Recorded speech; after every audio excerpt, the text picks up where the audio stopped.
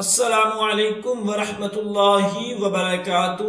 ناظرین، آج ہم آپ کے لیے ایک نیا واقعہ لے کر حاضر ہوئے ہیں جو کہ بہت ہی خوبصورت واقعہ ہے۔ یہ واقعہ اپنے پیارے نبی پاک صلی اللہ علیہ وسلم کی پاکیزہ زندگی میں ڈھل جائے۔ اپنی تحریر کا آغاز نبی پاک صلی اللہ علیہ وسلم کی شان اقدس میں دو اشعار سے کرتا ہوں۔ میری زندگی کا تجھ سے یہ نظام چل رہا ہے، تیرا آستہ سلامت میرا کام چل رہا ہے۔ کڑی دھوپ کے سفر میں نہیں کچھ نصیر کو غم، تیرے سایہ کرم میں یہ غلام چل رہا ہے۔ پیارے آقا محمد مصطفیٰ صلی اللہ علیہ وسلم تمام جہانوں کے لیے رحمت بن کر آئے۔ آپ صلی اللہ علیہ وسلم کی ذات و صفات بے مثال ہے۔ تمام مخلوقات جن میں جو ہمارے علم میں مخلوقات ہے، جیسے انسان، فرشتے، جن، چرند پرند، حیوانات، نباتات وغیرہ، اور تمام دنیا کے قلم و سیاحیاں اکٹھی ہو جائیں، لیکن میرے نبی پاک صلی اللہ علیہ وسلم کی شان بیان کرنا ناممکن ہے۔ اگر ہم لوگ آپ صلی اللہ علیہ وسلم کی ایک صفت سوچنے بیٹھ جائیں تو زمانے لگ جائیں۔ آپ صلی اللہ علیہ وسلم کی ذات اور صفات کے بارے میں صرف اللہ پاک جانتا ہے۔ اسی لیے اللہ نے اپنے نام کے ساتھ اپنے حبیب حضرت محمد مصطفیٰ صلی اللہ علیہ وسلم کے نام کو ہمیشہ کے لیے جوڑ دیا۔ آپ صلی اللہ علیہ وسلم کتنی عظیم ہستی ہے کہ تمام کائنات کا خالق بھی ہر پل آپ صلی اللہ علیہ وسلم پر درود و اسلام بھیج رہا ہے، اور تمام فرشتے بھی یہی عمل کر رہے ہیں۔ شاعر نے بہت خوب کہا کہ پڑھ کر دم کر دوں حقیقت سے جو ایک بار درود، شیر جنگل کے میرے پاؤں دبانے لگ جائیں۔ اتنے اوصاف ہیں آقا علیہ الصلوۃ والسلام میں کہ گنتی ہی نہیں۔ ایک صفت سوچنے بیٹھوں تو زمانے لگ جائیں۔ ہم خوش قسمت ہیں کہ آپ صلی اللہ علیہ وسلم کی امت میں پیدا ہوئے، اور اللہ پاک کا ایک اور بڑا احسان کہ ہم لوگ مسلمان گھرانے میں پیدا ہوئے۔ آپ صلی اللہ علیہ وسلم کی نسبت، وسیلے اور یاد سے ہمیں حقیقی سکون نصیب ہوتا ہے اور ہمارے سب کام ٹھیک ہو جاتے ہیں۔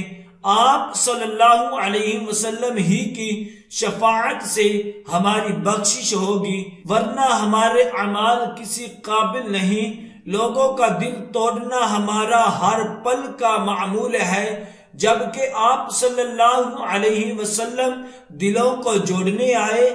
ہم سب جھوٹ کا سہارا لیتے ہیں، بے ایمانی عروج پر ہے، اور آپ صلی اللہ علیہ وسلم صادق و امین بن کر آئے۔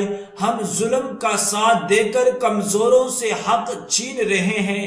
آپ صلی اللہ علیہ وسلم ہمیں حقوق دینے آئے اور مظلوم کے ساتھ کھڑے رہے۔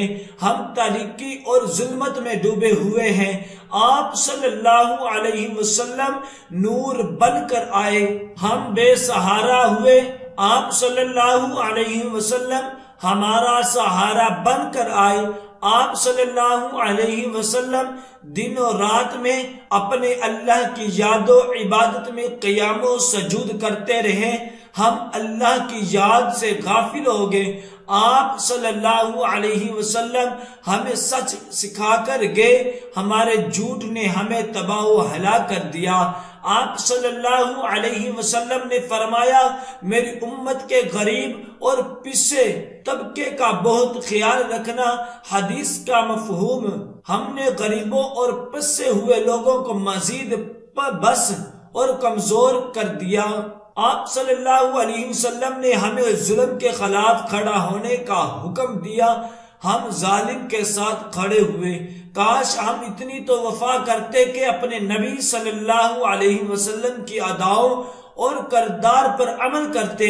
ہمیں دولت، عہدوں اور شہرت نے اگیرا، ہم اللہ کے سامنے کھڑا ہونے کو بھول گئے۔ اپنے پیارے نبی صلی اللہ علیہ وسلم کا سامنا کیسے کریں گے؟ ہم نے آپ صلی اللہ علیہ وسلم کی یاد کو بھلا دیا، اور آپ صلی اللہ علیہ وسلم ہمیں دنیا سے پردہ فرماتے ہوئے بھی نہیں بھولے۔ امتی امتی امتی، یا اللہ میری امت پکارتے ہوئے اپنے حقیقی رفیق اللہ سے جا ملے۔ ہم کیسے عاشق رسول ہونے کا دعویٰ کرتے ہیں جبکہ ہم نے اپنے نبی صلی اللہ علیہ وسلم سے بے وفائی کر لی۔ کاش ہم تھوڑی تو وفا کر لیتے۔ ہم ختم نبوت جیسے اہم مسئلے سے بیزار ہو گئے، اپنی زندگیوں میں اتنا مگن ہو گئے کہ اپنے شفیق نبی صلی اللہ علیہ وسلم کو ہی بھول بیٹھے۔ بندہ عاجز نے کم و پیش 40 خطوط لکھے، جس میں اخبارات، سپریم کورٹ، وفاقی شرع، عدالت اسلام، نظریاتی کونسل، سارے صوبوں کے chairman, text book board, speaker Punjab assembly, وفاقی وزیر تعلیم، وفاقی مذہبی امور چیئرمین، سینٹ، سپیکر قومی اسمبلی، اسلام آباد ہائی کورٹ وغیرہ شامل ہیں۔ ان سب کو ایک خط لکھا اور عاجزانہ التجا کی، جس کا متن یہ ہے کہ کلاس اول سے لے کر آگے تمام کلاسوں کی نصابی کتابوں کے صفحہ اول پر لازمی طور پر یہ جملہ تحریر کروایا جائے کہ حضرت محمد صلی اللہ علیہ وسلم اللہ کے آخری نبی اور رسول ہے، اور آپ صلی اللہ علیہ وسلم کے بعد کوئی نبی نہیں۔ یہ جملہ چھوٹے سے چھوٹا بچہ بھی بآسانی یاد کر سکتا ہے اور ہمیشہ کے لیے اس کے ذہن میں نقش کر جائے گا۔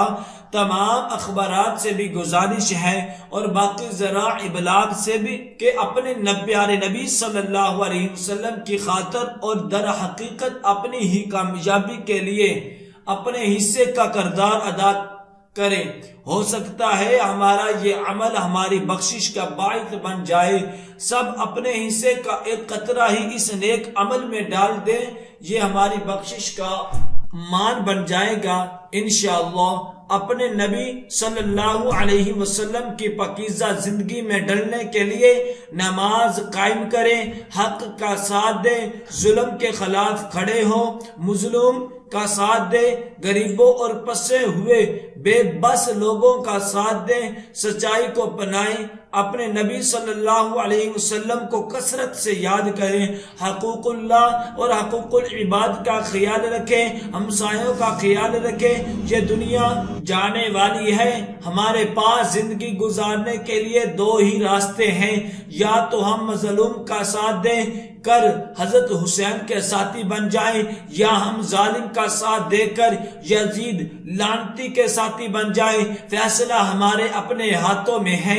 میرے آقا علیہ الصلوۃ والسلام نے فرمایا، جو شخص کسی مظلوم کا حق دلانے کے لیے اس کے ساتھ چلے گا، اس کے ساتھ کھڑا ہوگا، اللہ تعالی اسے اس دن پل صراط پر ثابت قدم رکھے گا، جس دن بہت سے قدم لغز کھا جائیں گے۔ حدیث کا مفہوم ہے، آئیے اپنی باقی زندگی اپنے پیارے نبی صلی اللہ علیہ وسلم کی غلامی میں گزارنے کا عہد کریں۔ اللہ ہمیں دنیا میں بھی کامیاب کرے گا اور آخرت میں بھی انشاءاللہ۔ دعا ہے کہ اللہ تبارک و تعالی ہم سب کو ان کلمات پر عمل کرنے کی توفیق عطا فرمائے۔ صدق اللہ العظیم۔